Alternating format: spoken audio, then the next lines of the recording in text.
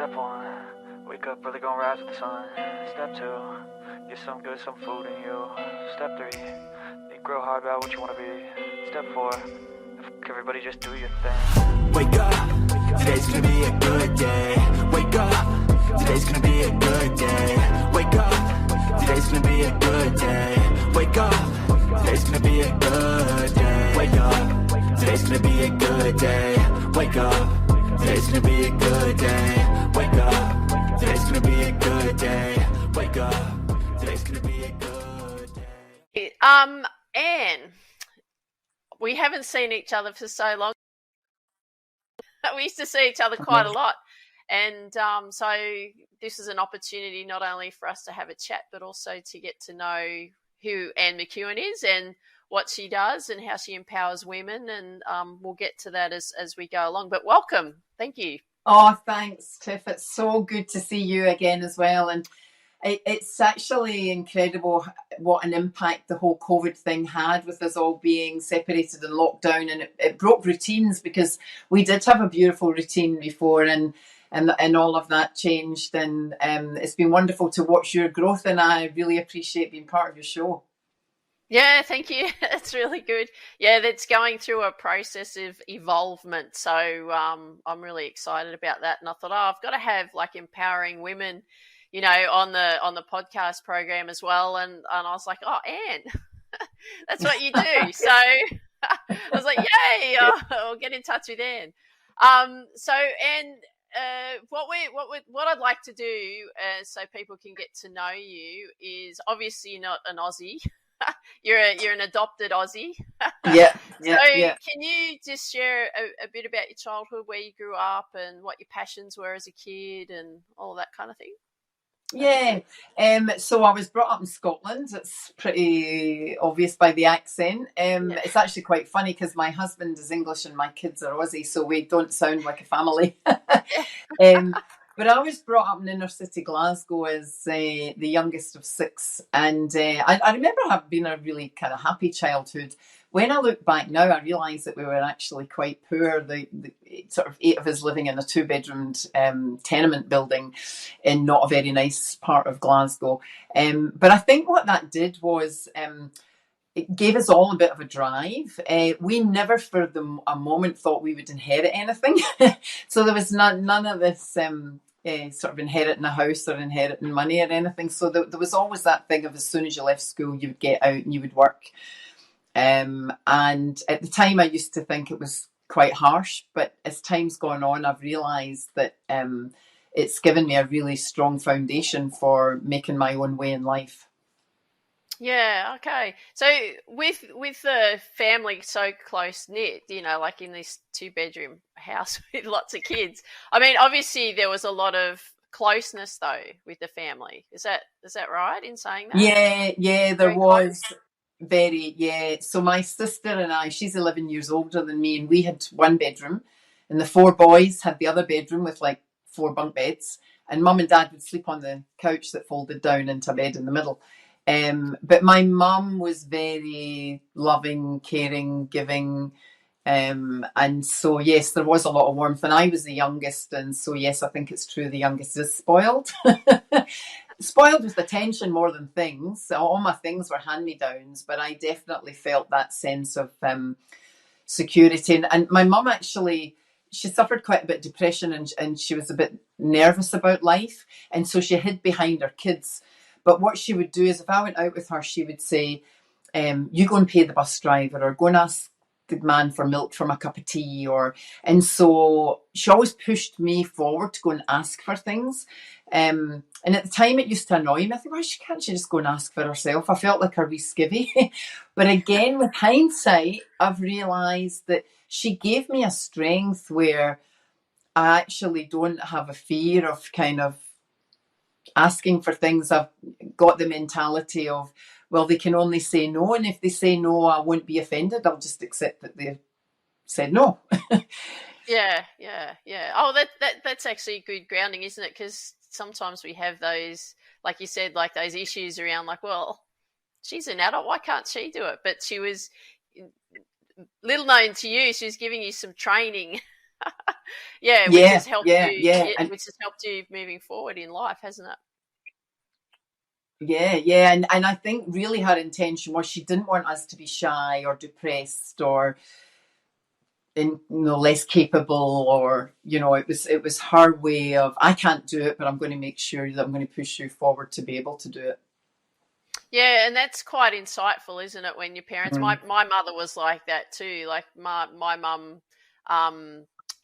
is quite shy and all of that kind of thing. But she kept pushing us out into doing lots of activities, and you're Yeah. going to university no matter what, because I didn't finish school, and all of that kind of Yes. stuff. So yeah, so your parents want more for you than what they've created. So obviously that's what your mum was doing for you too. Yeah. So then you get to a point where you finish school and actually, sorry, I'm going to backtrack just a sec. Did you have a childhood dream of anything? Did you dream that you wanted to be something, or? I thought I wanted to be a nurse, believe it or not. I mean, when I was at school, you were either going to be a nurse or a teacher, or work in an office. I wasn't smart enough or hardworking enough, whatever way you want to look at it, to be a doctor, and the thought of going to uni was not really an option for us, because you had to, if you stayed at home, you had to get out and work and contribute to the family budget. I mean, by the time I was working, everybody else was too, so there was probably less pressure on me, but it was just the very working class mentality. Like, none of us went to uni, and it wasn't really expected.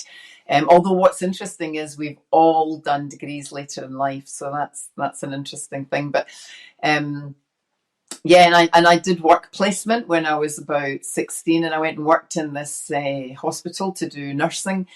And this woman said, "Can you help me? Can you help me? My bandages have come loose." And I thought, "Oh, I'll go and see if I can help her, and if not, I'll go and get a nurse." And she just had varicose veins removed, and her legs were all bruised, and I was only young, and I was like, eh.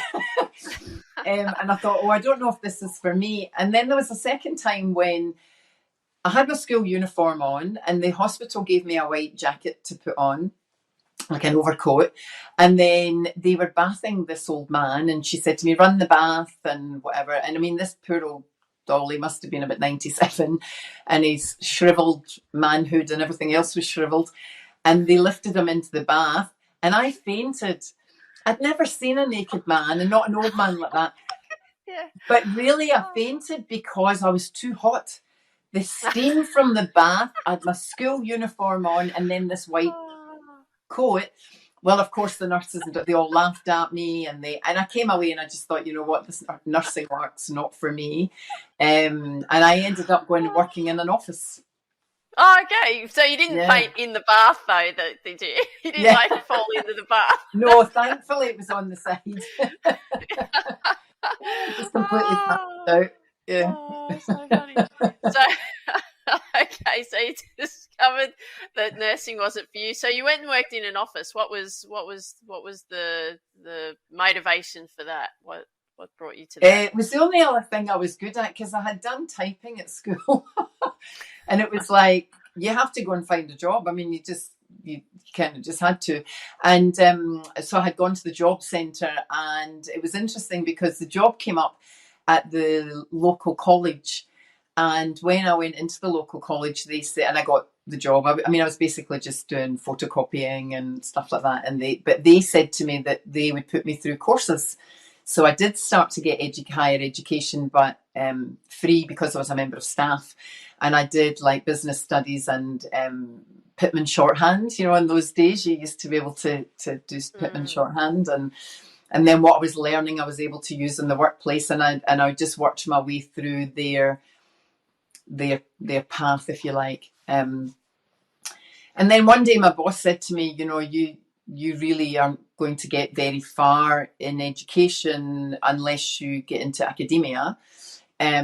You would be better suited in industry. And he had cut out this ad in the newspaper that was to work for one of the big corporations. And it said, take your life to the next level, take your career to the next level, blah, blah, blah. And it was all this lovely stuff. And I just thought, man, how nice of somebody within an organisation who wanted to see a young person expand, and he said to me, I think you should go for this interview because you get paid more money and blah, blah, blah. And I did, and I got the job. And what was the job? What was the job? So it was a personal secretary to the area manager of BP Oil in Scotland.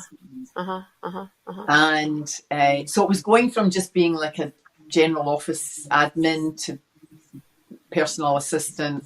And then I ended up staying with BP for 8 years, and I went from that to sales and marketing department to retail area supervisor to area manager. So wow, yeah, incredible. Through the years, I did their internal training and just climbed through the internal career ladder. And loved it. And part of that was I had to be out on the road, so I had to learn to drive. And then they gave me a company car. And for a wee girl from Glasgow, to get a flash company car was a big thing. I had my shoulder pads and my briefcase, and I just thought I was God's girl gift to the corporate world. Fabulous. So your parents must have been very proud, especially your mum. Like, she must have been incredibly proud. Yeah, she was actually. Yeah, she was. And it's interesting because all of my siblings they've all done really well. All sort of went out and made their own way through the University of Life and got education later in life. But and we were right, because when mum and dad died, we didn't inherit anything. Well, they wanted to make sure you were very secure yourselves before anything happened to them, obviously. So well, that's right. Absolutely. Yeah. Okay. So then you went from that. Is that where you met Ben, your husband? Did you meet him there at that? No, at that. Well, I actually did know. I did meet him in BP because he worked there too as a drilling engineer. But actually, I didn't fancy him at that point. There were lots of big Americans around in the oil industry at that time, and I was attracted to them. But I had another boyfriend at the time who was killed in a car crash. And after he died, I discovered he was married, and I didn't know. And that put me in a real sort of downer, and I was kind of a bit lost and full of hurt and resentment and grief and anger, and I couldn't focus at work. And everybody was saying to me at the time, oh, you're better off without him because he's just a waster and he didn't deserve you. And then I felt, how can I be so stupid? Like, how can you go out with somebody for a length of time and not notice that they're living a double life? But I just didn't. I think too, it's the age as well, because I went through that as well when I was in my 20s. Yeah, it's a shock. Yeah. Just completely blindsided, and I suppose because I never imagined I would do that to someone. I just never thought someone would do that to me. You know. Yeah, exactly. But you probably felt very betrayed, did you? Did you feel quite betrayed? Yes, terribly. And I wasn't able to go to the funeral. I wasn't able to say goodbye. And I wasn't just losing what I had at that time. I'd lost my future because he talked about moving in with me and we were going to travel the world together. And there was all these plans. And, you know, later on, one of his friends told me that he was very unhappy in his marriage and was going to divorce his wife. And in fact, he had an 18-month-old baby as well, which I knew nothing about. And, you know, so to be honest, I wouldn't have stayed with him if I'd known all of that. You know, you wouldn't have, no. Oh, incredible. But what did it trigger you? You were going to say something when I stopped you. It triggered me to get away because I had to get away from the memories. People were saying to me, you know, you're better off without him, there's more fish in the sea. But I was heartbroken. I actually didn't want another fish. I wanted him. And so I saw an ad to go and work in the States and teach dancing, which sounds really left of centre. But I actually, from the age of 17 to 22, I ran a dancing school. I danced all through my teens, and my teacher was selling her school, and when I qualified at the age of 17, she sold her school to me, and I ran it till I was 22. And then with BP, I got moved to Aberdeen, and that all closed. But it was something I knew I could go back to. It was a voluntary position, so there was no expectation, and I just needed to. I rented out my house, quit my job, gave back my company car. And it's so funny, all of that then was meaningless. It meant nothing to me. I didn't give a shit about the car or the house or any of the material things that I'd been striving so hard for. Mm-hmm. And why was that? Why didn't you care then? Like, I mean, there's a big turnaround there. Yeah, I think probably I realised that things like truth and relationships and being centred on the inside, and like it's almost more important to have a successful internal life than external life. And all those things, when I was going through this pain, couldn't ease that pain, couldn't help me. And so losing them, it was almost like I had lost the one thing, and I'd lost myself. I'd lost sense of self. And when you lose that, the rest just pales into insignificance. And yeah, so I went to the States and I did this, and I didn't tell anybody, because that was the other thing. There was all this shame around it, and I thought, well, nobody there knows me. I can hide. Start again too, can't you? Start all over again. Yeah. And I quite enjoyed it, but I was weighted with grief. So they say you take yourself with you when you go and you do these things, and you take your head and you take your emotions and you and when that was finished, I didn't want to go home and face everything, so I did more voluntary work, and I went to Africa. And it was similar to Fred Hollow's. It was helping the blind get cataract operations and helping the blind to see. And that was actually quite beautiful. Again, it was people who had nothing being so grateful for like a $25 operation, giving them new life. And the company that I went with, they took kids from the UK who would otherwise have been in juvenile prison, and they made them work in third world countries. And the changes in these kids, when they had direction and they felt they were making a positive difference, and they started to realise how lucky they were to live in the UK, the change in them was phenomenal. And that, again, taught me, I'd get to know people at a deeper level, the joy in giving back, in using your skills to help someone else. I mean, I was just a project manager. I didn't do any of the hospital stuff. As we know, nursing was not my thing. Didn't want you fainting again. No, that would not have been good. No. Yeah. So that would have been quite an incredible experience, though. It is, because I don't think, like, growing up in the UK, Australia, America, first world country, we don't really understand, I think, how tough it is for people like that in that situation, and we don't really realise how lucky we actually are. And giving back, if you can just go and spend your time and give back in some form, I mean, it's empowering anyway within, isn't it? Because you feel like you're making a difference to someone else's life, and then you're helping someone else and make them feel good, and then that makes you feel good because you're helping them feel it does better, yeah. I mean, it sounds altruistic, but it's actually not. Like, I have this saying now that giving is selfish, because when we give like that, we feel good about ourselves. It gives us a sense of purpose. And what was interesting was it was a tough situation for those people, but those people were so tough, Tiff. I couldn't believe how, like, these 70, 80-year-old biddies that walking sticks, half blind, jumping on and off trucks, lying on blankets on the floor. I'm not talking about, we had a makeshift hospital with tents.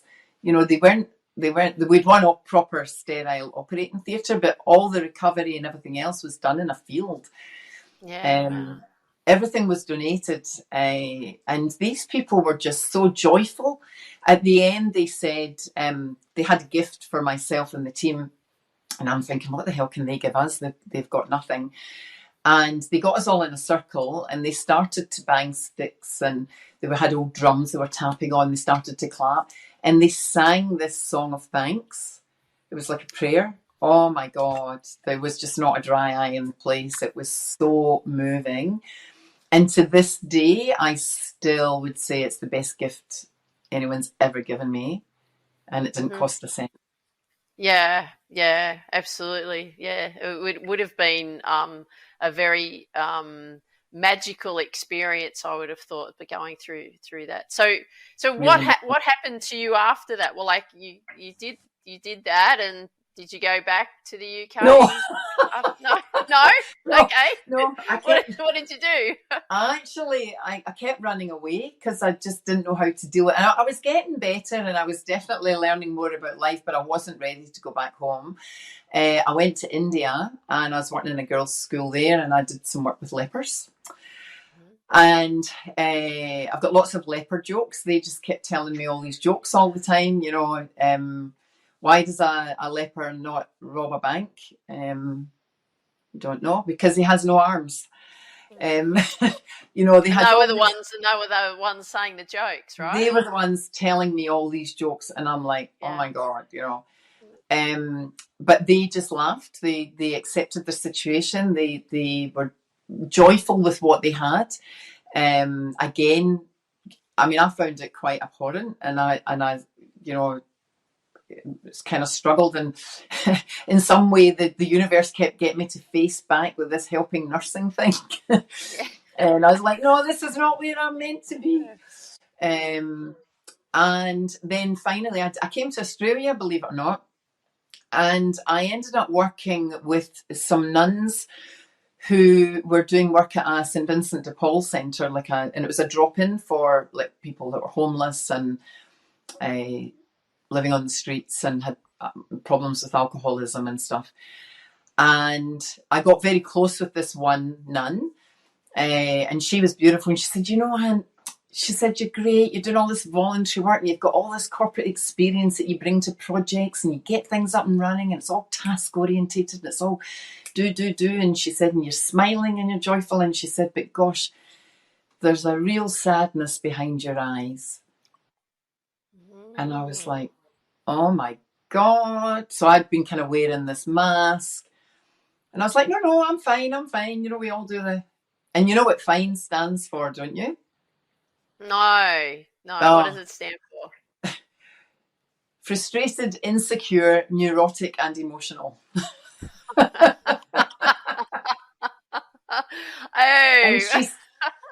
And she said that to me, and she said, oh, so you're fine. So that means you're frustrated, you're insecure. And she laughed, and I laughed, and that funny laugh became a hysterical, tearful eruption of a laugh.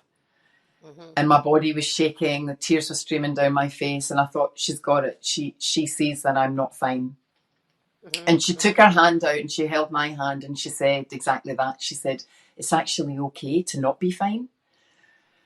And I just sobbed and sobbed and sobbed. And it was 3 years of hurt, anger, frustration, sadness. Just coming out, wasn't it? It was just all flowing out. Yeah. And what she actually did, she just took the time to notice. She took the time to listen and to reach out and to say, you know, you're helping everybody else, but actually you're not helping yourself because you're still hiding. And was that another reason, like, why you went and helped, you know, other people, was because that just made you feel so much better, like, so that you just didn't have to deal with, you know, that hurt, that you ran away from. Yeah. I mean, I think subconsciously when I was initially doing it, it was like I couldn't cope with the pressure of a job and having to get results because I was so emotionally drained, and I didn't need the money, thank God. And so I was able to do the voluntary work, but I was able to hide behind this facade. but when she then helped me deal with the grief and forgiveness, and I mean, she was an amazing woman. And but when I then did go home, I did actually, she helped me heal, and I did go home after that. But I did not want to go back into corporate. I still didn't want to be a nurse, Yeah. but I knew I wanted to help people in a way that help them almost more mentally rather than physically. Because you saw the power too, didn't you, in what was uncovered for you was all the mental, the mental, wasn't it? Yes.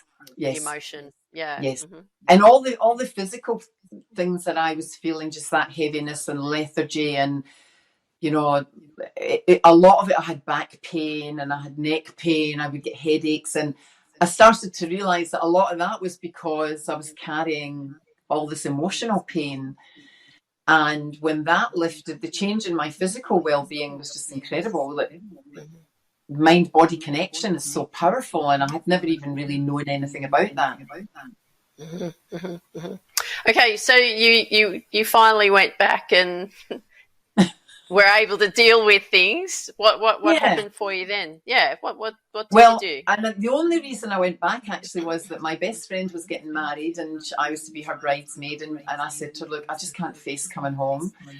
And she said, well, if you don't come back, I'm not getting married. Oh, wow. Said, okay. I can't have Pressure's my wedding on. without you there. And I was like, oh, bugger. So, okay, I better go. And at that wedding, I met Ben, who has been my husband for 25 years. Congratulations. And what was interesting was that he was actually not brought up in the UK, and he'd been brought up in Africa. When we started to talk about the sunrise in Africa and the African people and whatever, we just had this real connection. He had sort of a heart for poverty, and and we connected. Actually, that day he met me, he'd been offered a job in Spain. So he said that was a day that changed his whole life. And so he asked me if he wanted to take the job, but would I go with him? Wow. Okay. Yeah. And so you did, didn't you? Yeah. And then your daughters, excuse me, were your daughters born in Spain?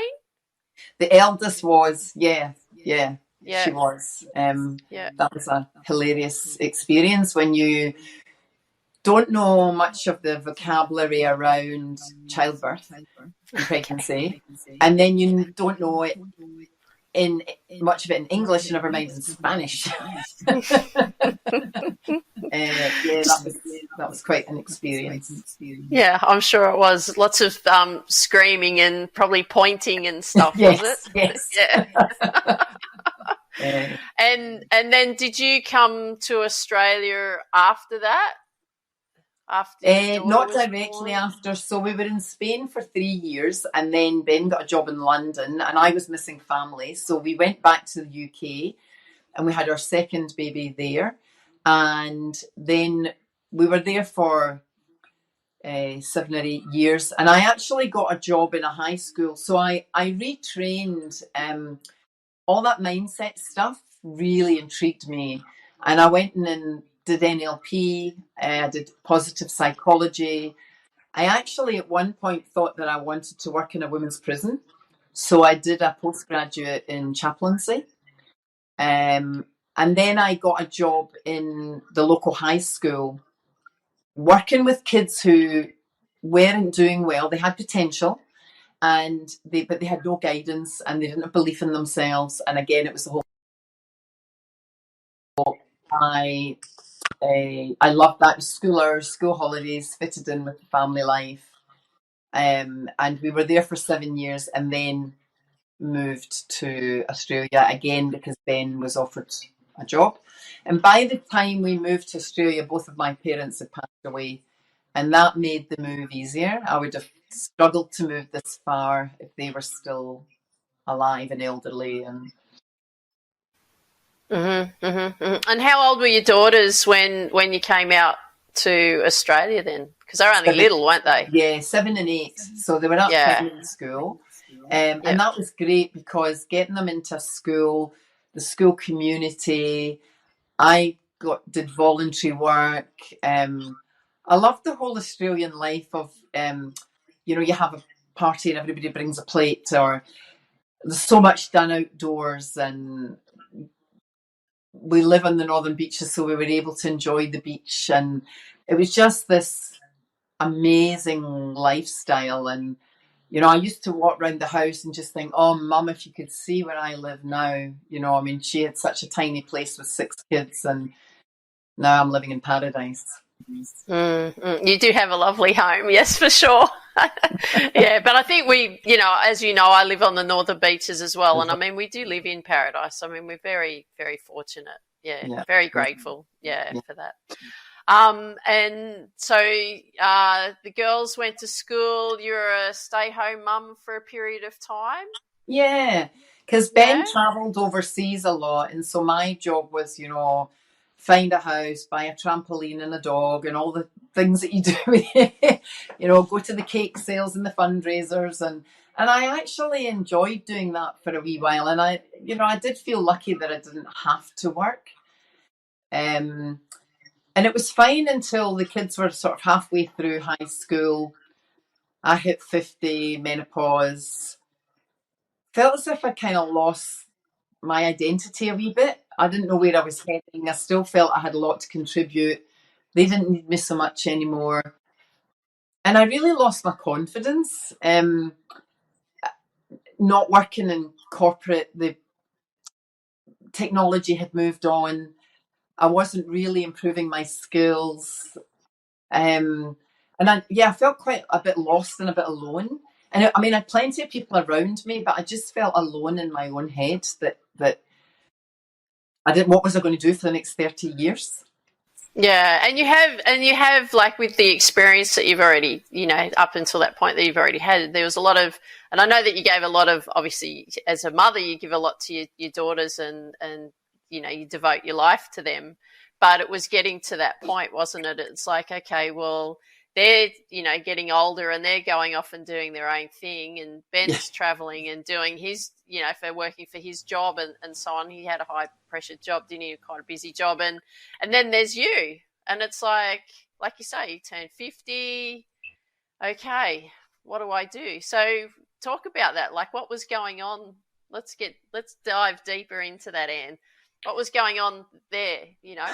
Very lost. Funny, isn't it? I don't know whether it's that number is a psychological thing, or like 40 didn't really bother me. I remember when I was 40 thinking, well, I'm in a nice place, I'm married, got my kids, and we were still in the UK at that point. I was working at the school, and I just felt, I've still got half of my life ahead of me. And 50 was different. And maybe it's a societal thing where as a 50-year-old woman you feel a bit more invisible, or maybe it's the menopause. Like I started to feel, maybe because we produce less estrogen and more testosterone, I was becoming a bit more, not aggressive, but aggressive. I was answering back. I was more irritable. I was like, I'm not doing this anymore. I used to say to my kids, I feel like Cinderella. I'm the only one that does all the cooking and the cleaning and tidying and sorting, and you all just live your life, but my life is tidying up after everybody else. And I said, well, Cinderella wants to go to the ball. She's had enough. She wants to go and dance with her prince, and then and Ben would get all stressed and go, well, what do you mean go and dance with your prince? And I was like, I don't know what it means, but I mean something has to change. There was just just an emptiness in my life, and in I think I had lost that inner peace that I found when I traveled. It sounds like you went back to that you're feeling fine sort of scenario. Yes. Isn't it?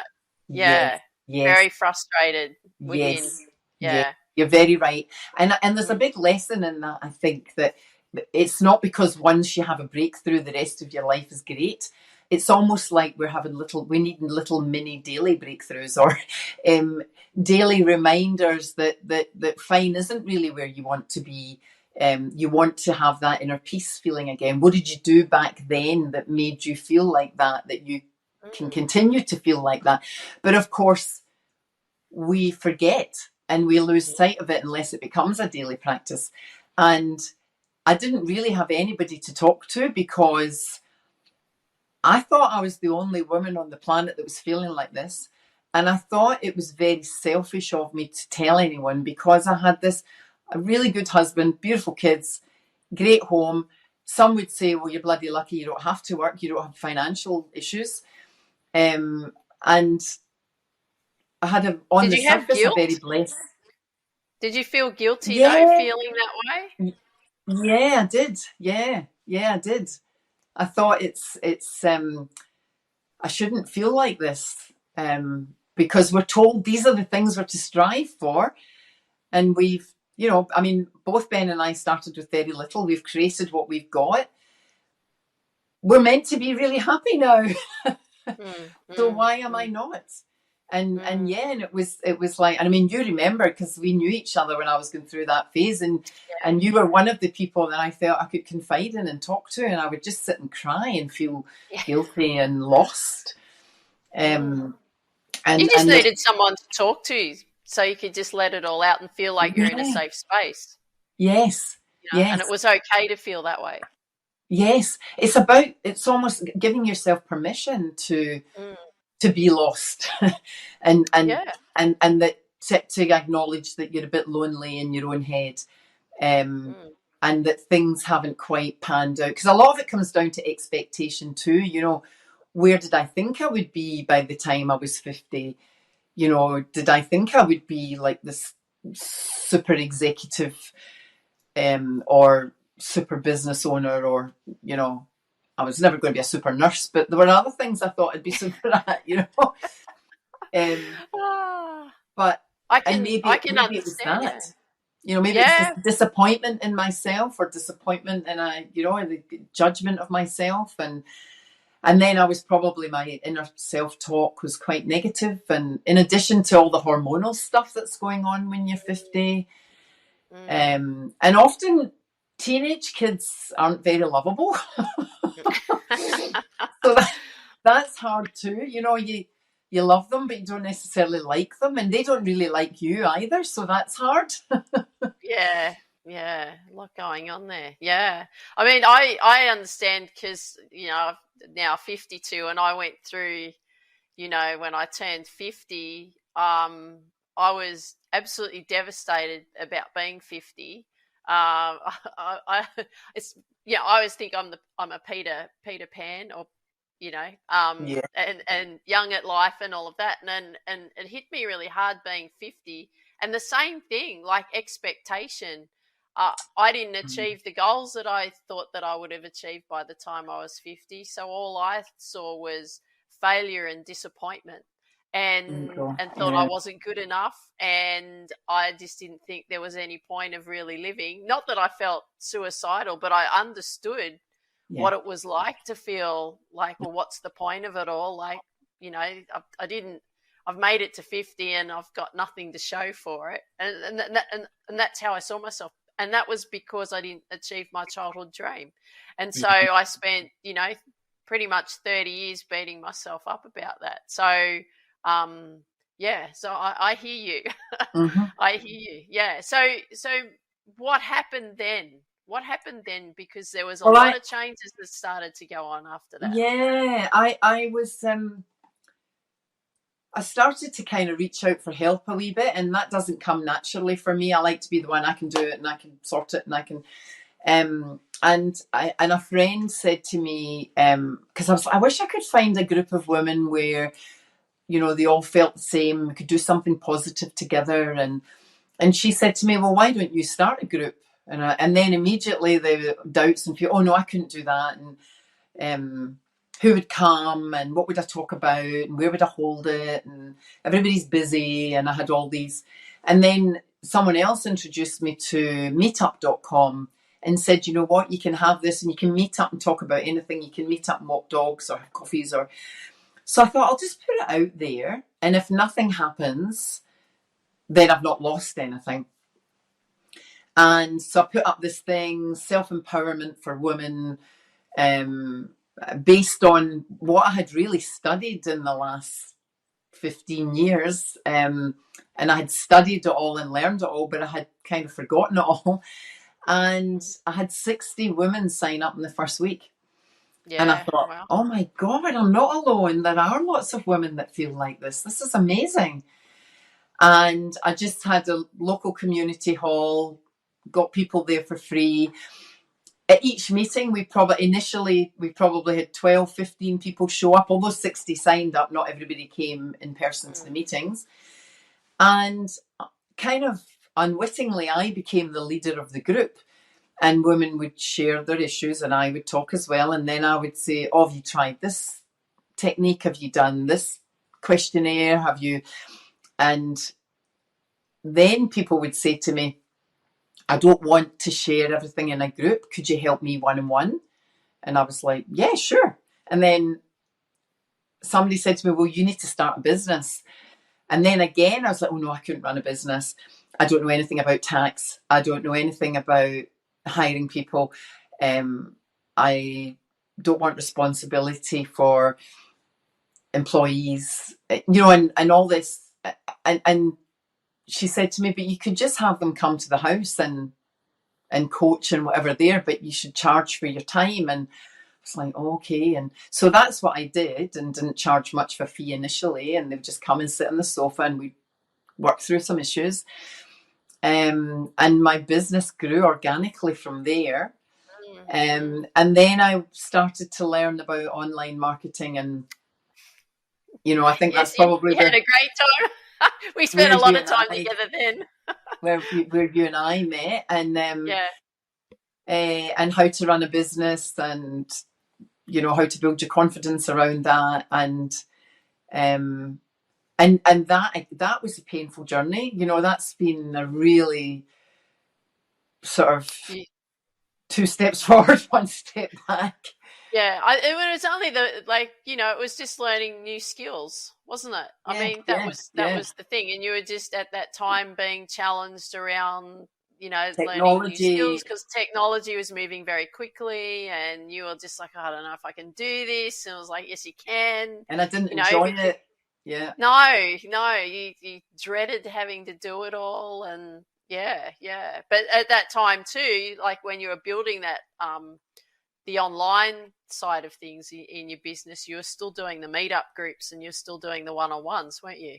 Yes. In that time, yeah. So that still gave you that interaction with people. You didn't feel alone either, though, because you had support around you. Yes. And actually, and that was fantastic. And it was really interesting because initially Ben and the girls weren't that keen on me doing all of this because it took my time and attention away from them. And so we had to really work as a family to come up with manageable schedules and tools so that we didn't all keep falling out and arguing about everything. And so we did a schedule for cooking and cleaning and shopping and whatever. And initially they were all like, but now they'll say to me, look, it's great. My girls in particular say, Mum, you helped us to grow up. And now they're sharing with other people, and they say we're good housemates now. We know not to just leave our dishes in the sink for a week and upset someone else. We're aware of taking a night to cook and maybe sharing the cooking and sitting and enjoying having dinner together. And you've all got things to talk about, because we'd sit at the dinner table and they'd all talk about school and work, and I'd sit there and think, well, I went and walked the dog today. That was my life. And cleaned up after everybody. Whereas I'd be able to say, I learned this. And actually the technology stuff, they started to help. They started to help me because they were young and at school. They started to help me with some of the online technology stuff. They'd say, oh, Mum, that's easy. You just upload this and you press that and you edit that. And, and they'd have it done. So that was good.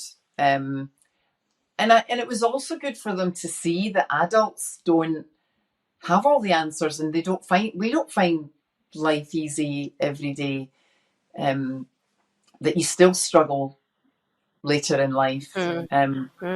We had a little thing that when they came home, we would do this sign, and if we'd had a good day, it would be a thumbs up, and if we hadn't had a good day, it would be a thumbs down. And any day I did a thumbs down, they were horrified. What, Mum? How come? And then, maybe a client had cancelled, or I'd spent money on a Facebook ad that didn't work, or I just was not feeling it that day. I'd lost belief in myself, and it was amazing because they would then start coaching me things I'd been teaching them over the years, and they'd be saying, "But you have to take it a day at a time, Mum, and tomorrow will be better, and don't give up." And they started to be really encouraging, which was just beautiful to watch. Yeah, that would have been, and because I know that you were really struggling at that time, like you were questioning everything. Weren't you? Yeah, absolutely everything. And you were just questioning whether you could do it. Yes. Yeah. I could very easily have pulled the plug on everything. Being a mum, being a wife, being a business owner. Yeah. So what are you doing now? Like, so that was pre-COVID. We do everything pre-COVID and post-COVID these days, don't we? That's how we talk. Yeah, we do. But so that was a few years before COVID, when you were building your online business and everything that you went through with that. Like, how's it going? What are you up to these days? What's happening with it? COVID was really interesting for me because for where it was a terrible time for a lot of people, my business actually went through the roof. There were so many women at home struggling with homeschooling, husbands working from home as well. They're trying to run a business from home, kids running around, doing Zoom calls, not being able to get out in the fresh air, kids going crazy. And they also were getting government subsidies. And so many of them were saying, actually, I'm going to use this to invest in myself in a way that they hadn't in the past. And so I had like 8 hours back-to-back calls, 5 days a week. It was incredible. And I just felt, this is it. I've made it. My business is going, great guns, and I'm helping so many women. And I did it for 2 years. And at the end of the 2 years, I was so completely burnt out. I almost wanted to give it up again. And I said to Ben, I actually can't keep going at this pace. And the lesson there was, be careful what you wish for. Because I then felt trapped. And I almost had that isolated feeling again. I was just me and my Zoom day in, day out. I wasn't getting exercise. There was a lot of people struggling, and that if you're an empath, it's really hard because you're walking alongside these women going, oh my God, I just wish I had a magic wand. I could change all of this for you. I can help you and I can guide you, but it's going to take time. And by the end of the week, I would be carrying some of these burdens in my own heart, and I just felt emotionally and physically drained. So at the end of COVID, I had to look at really what was my motivation. And often our motivation is money, and because that's how we see success. We live in a capitalist society. That's exactly, isn't it? Yeah, it's all about money. Like, you're successful if you've got a lot of money, you live in a beautiful home, you've got a lovely car, and all the trimmings around that, isn't it? That's how you're judged. But yet most of the people that I know that have got all that, it's all on debt. It's all, that's right. It's all on the that's right. Yeah. Like, what the hell? Why would you put yourself in that position? And so, and for us, because Ben works as well, and the girls were getting older, and we weren't paying school fees anymore, and so our costs were, Ben's car's 15 years older and mine is 10. We haven't bought new cars for a while, and so we started to think, we could actually just cut our cloth and live to our means. And when is enough enough? When do you say, actually, I'm really satisfied with what I've got? And at that point, financially we were, but in getting there, my physical health was way out of kilter. So then I had to try and find a balance, and go through my timetable and say, right, well, how many clients can I take? How much time can I put into getting some fitness, to eating well, to meeting up with friends? And of course, by then, after COVID, things started to open up again. And I started to kayak. We live near the water, which we're very blessed to do. And I was able to go 2 or 3 times a week to kayak. And I just decided that on the mornings that I do that, I won't have any clients, I won't work.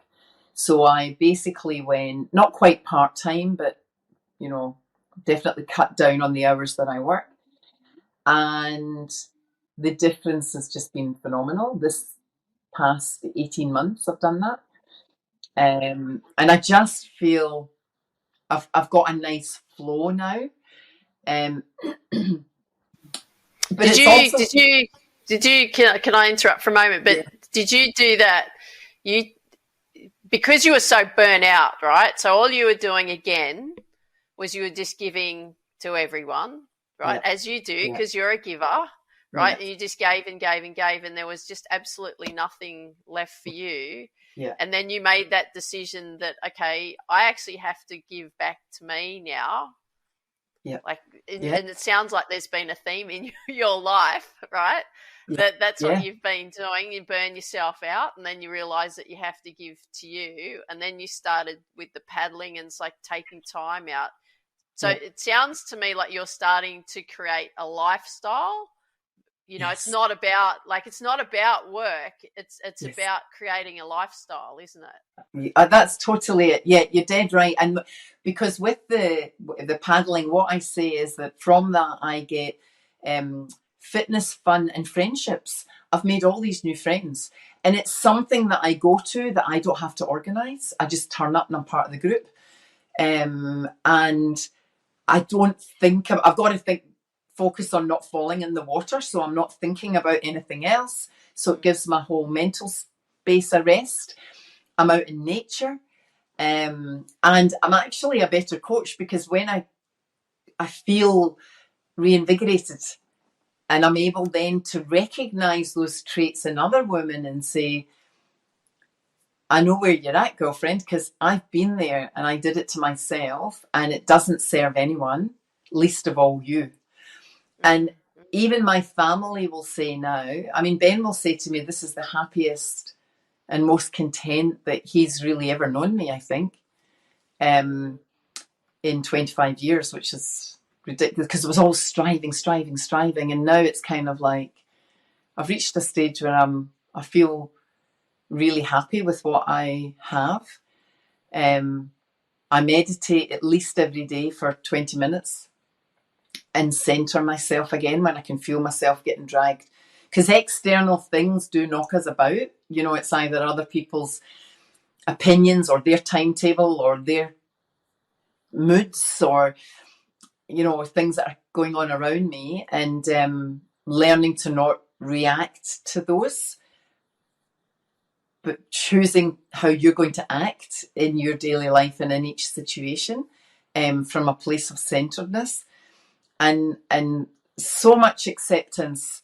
And in our world, if we talk about contentment and acceptance, it's kind of like seen as a giving in, or you're not striving anymore, you're not ambitious anymore, you're not, and there's almost a wee bit of a judgment that comes with that. But it's the opposite. It's so freeing that you feel reinvigorated and you do want to go for things, but it's with a different level of passion. Like I used to follow all the templates of, every other guru, what they said and how they said we do it. And then it wouldn't work and I'd feel like a failure. And now it's like I'm creating my own template. Love it. Yeah. I understand. Because I've been going through exactly the same thing. It must be this 50-something thing that we go through because I'm,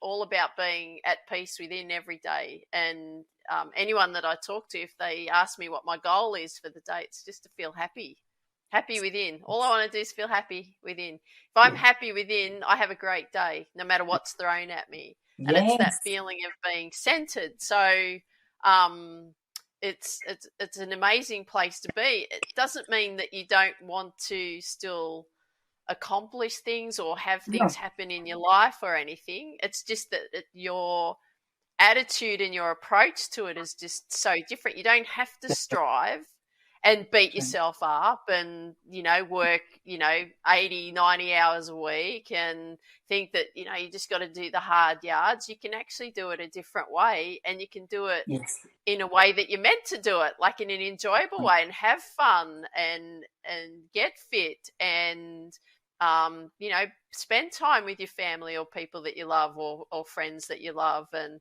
have a lifestyle. And that's what it should be about, shouldn't it? Isn't that what it's about? Yes. And actually, I think one of the challenges for me now is being that role model for my girls, because they saw me being a stay-at-home mum, becoming a martyr, pushing to prove myself. I don't know who I was trying to prove myself to, but ending up in burnout, and then saying to them, well, you can be anything and do anything, and then they're looking at me going, well, you're not a great example of that.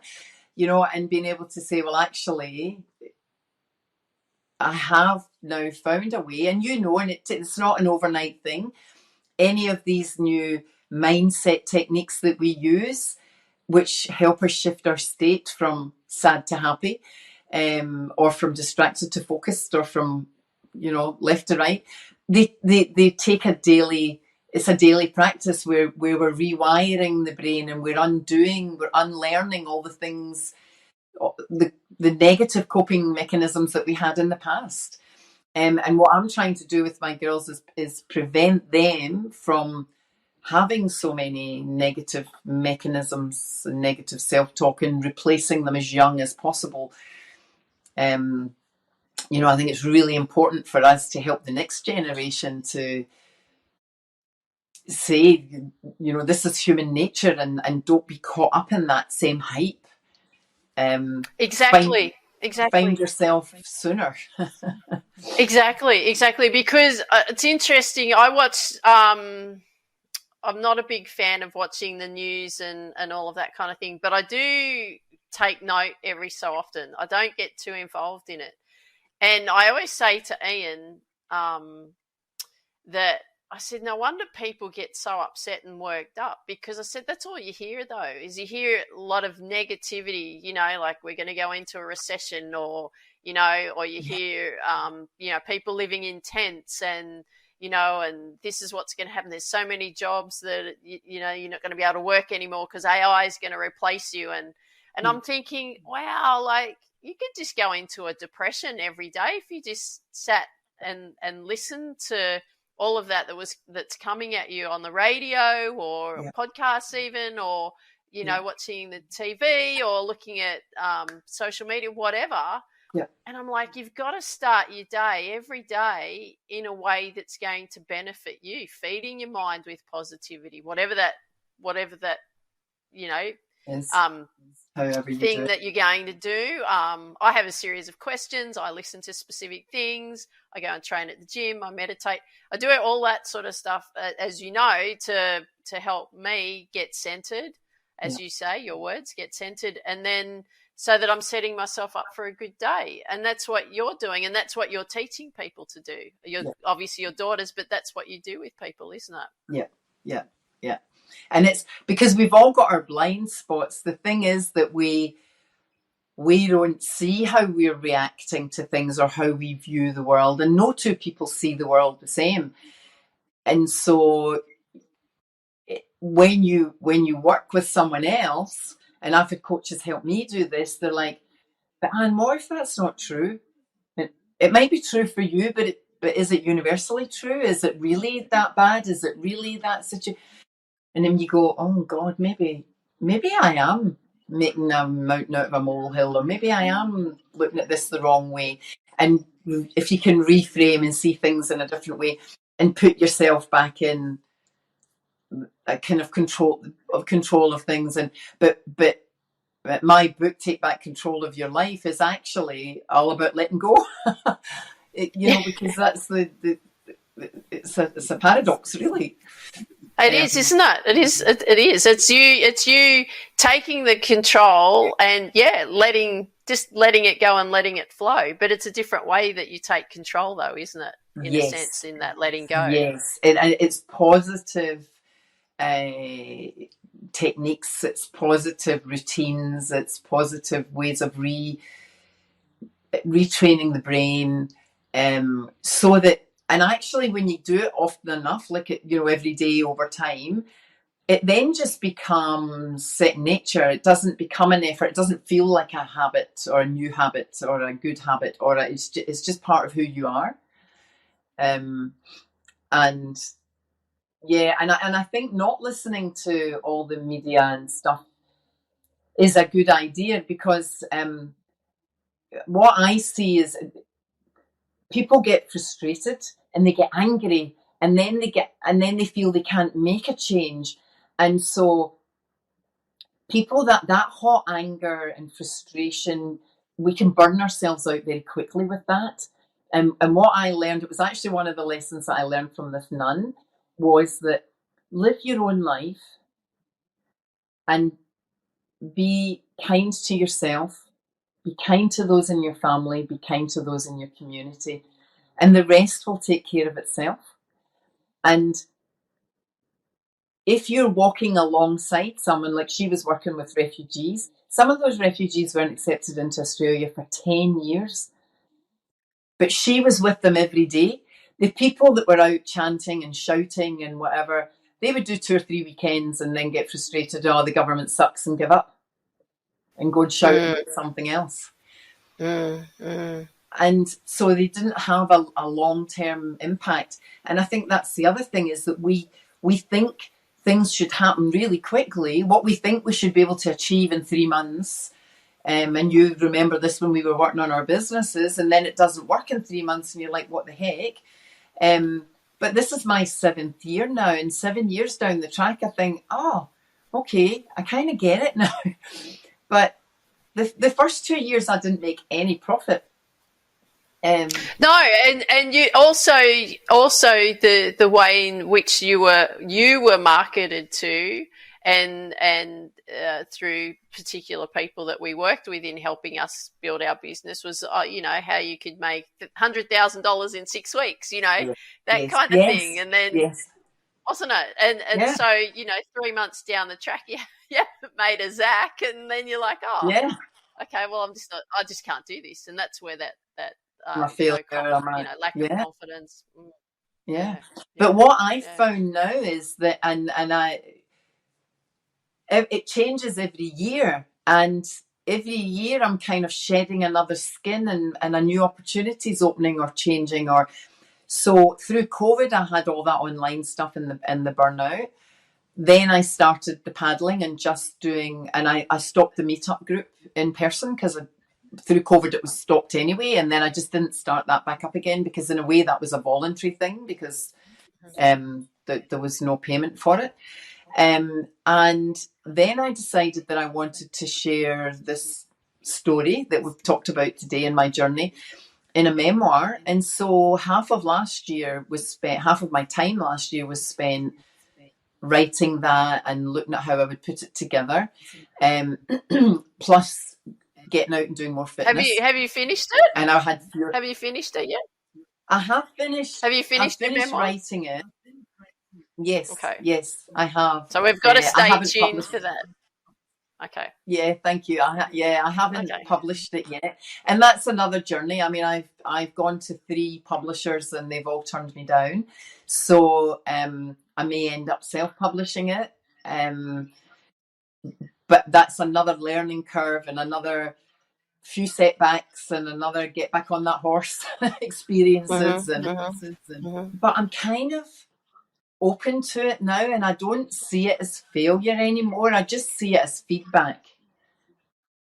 That what I've done so far isn't quite resonating, and so there's something else I need to do to make it better. I'm not quite sure what that is yet, and I'm still on that journey, and hopefully will show itself when the time is right. It probably will show itself when the time is right. Yeah. So what are you still running your business now, or are you Yes. what are you doing now? Like what are you working on this year? Because if people want to come and do a course with you or whatever, what do you tell us about what you're up to? Oh, thanks, Tiff, for that opportunity. Yeah, look, I'm still running my business and I'm still doing the one-on-one coaching. And my thing for this year was collaborations. And it was so funny because you just phoned me out the blue. We haven't spoken for ages, and you were like, "Do you want to be on my podcast?" And I was like, how the universe works. There's another collaboration. And I actually just did a storytelling workshop, like helping people how to create your story and have the confidence to share it. And I'm doing that in collaboration with a woman that runs a story room in Manly. And next week I'm doing a women's wellness workshop for 4 weeks with a local lady that does fitness. And we're all about empowering women. And I'm really enjoying now not having to do everything on my own anymore. And there's lots of skills I can bring, but they're also contributing, and we're bouncing off each other's energies. And so this year, travel and collaboration are my outlook. But the business is still running on a part-time basis. So I'm pretty selective about who I work with now and how many hours I work. But it also means that anyone that gets me as their coach gets a really good deal because I'm in a really good place. Oh, yeah. Well, I know how awesome you are. So, yeah, they'd be very privileged to have you. Yeah, for sure. For sure. So how can people find you? Like, what's the best way to, have you got a YouTube channel? You're putting your message out there. What's happening? Probably my website's probably the best place. It's just McKeown.com. And I offer a free 30-minute strategy session for anyone that's, looking for, they're feeling a bit stuck and they don't know how to move forward. I'll have a 30-minute phone call with you or Zoom call like this, and we'll work through, because I still do believe in giving back. And I have my book that I mentioned earlier is free on my website as an ebook, so you can download it. I sell hard copies, but it's free on the website, and there are questionnaires in there and exercises that people can work through to kind of get started and get to know me. And yeah, reach out, send me a text. My number is on my website. Yeah, I'm on Facebook and Instagram and all that too. But one of the things I've learned over the time is I know you need to be on social media and have a presence and everything there, but it's not really where my main connection comes with people. I really like to get to know people, and I think with social media that's a wee bit more difficult. I love this kind of thing because people can see us, they can hear us, they get a vibe of us. And any kind of live events I do is probably where I connect. Oh, yes. I've seen you in action and live events. You're absolutely awesome. You inspire and motivate everybody. Yeah. And you love it. I see your eyes light up like plates when you're up there. So it's fantastic. Yeah. And is there anything that you'd like to share, like with somebody that's listening now and that might be, have some self-doubt or struggling, in their life and don't have the confidence to, just don't think that they're good enough in doing anything? What would be the message that you could give them to give them hope, that they're not alone, that they can actually, accomplish or move forward into what they want to do? I think one of the biggest mistakes we make is that we stay in our own head and we try and struggle through on our own. Women in particular, I would say nothing changes if you change nothing, and reach out and ask for help. And whether that's free help or paid help or getting a community around you, or, my big thing was I struggled on my own and I didn't tell anybody and I hid behind it for far too long. And I was in this martyr mode. And the minute I started to tell friends and I started that meetup group, and I was really, and I tell you, it was hard, because I was this corporate woman who was used to solving problems and doing things, and I didn't want to show that vulnerability or that I was struggling, so it's not an easy thing. But as soon as I did, what I realized was, one, people wanted to help, and I gave them permission to admit that they were struggling too.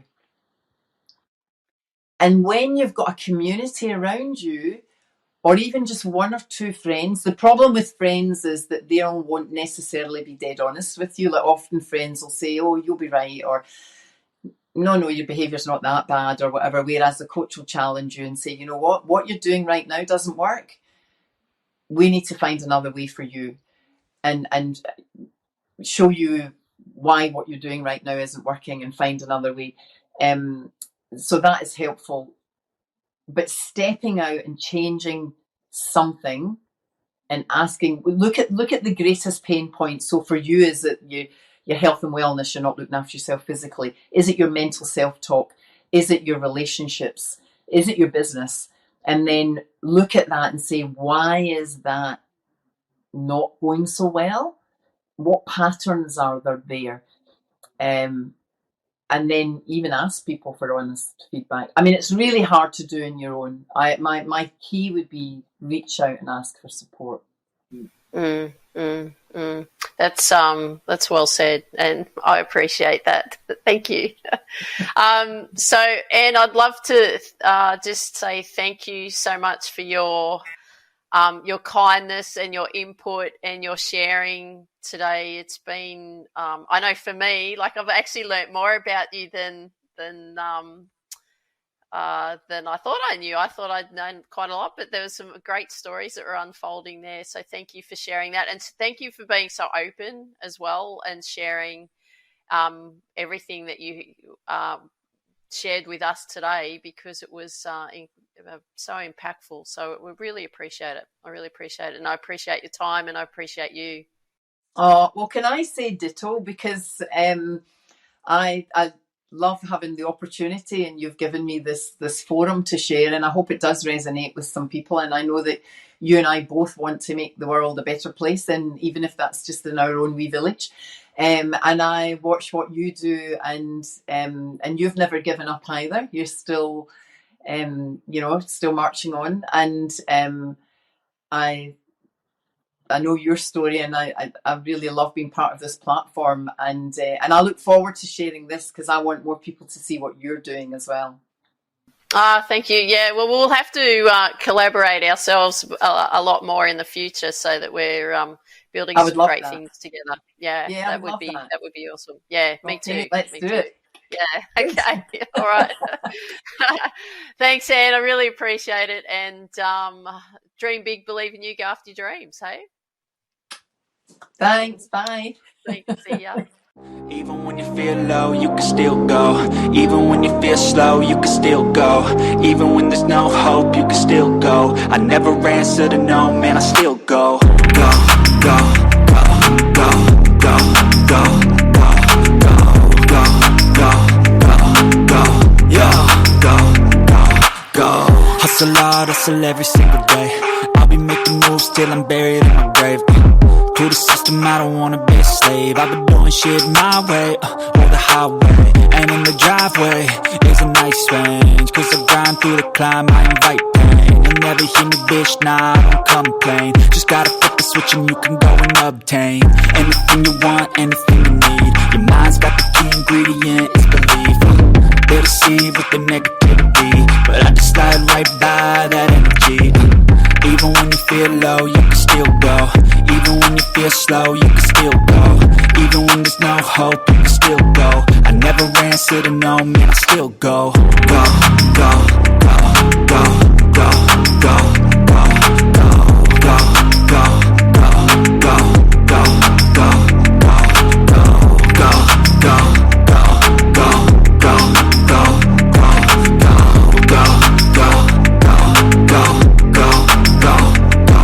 go. You got a mind, but even that could change. You could flip the gray matter like some batter in your brain. That's why they say, fake it till you make it A. And if you play that game, then you just might make a change. Rearrange all the bad to okay. Take the worst thoughts saying, turn them to a game. Take the best thoughts saying, put them on display. On repeat in your brain till you're feeling no more pain. Never slow yourself down, you can do some more. Push past all the pain and you'll find a door. Open it up and finally explore everything that you thought you could never do before. And even when you feel low, you can still go. Even when you feel slow, you can still go. Even when there's no hope, you can still go. I never answer to no, man, I still go. Go, go.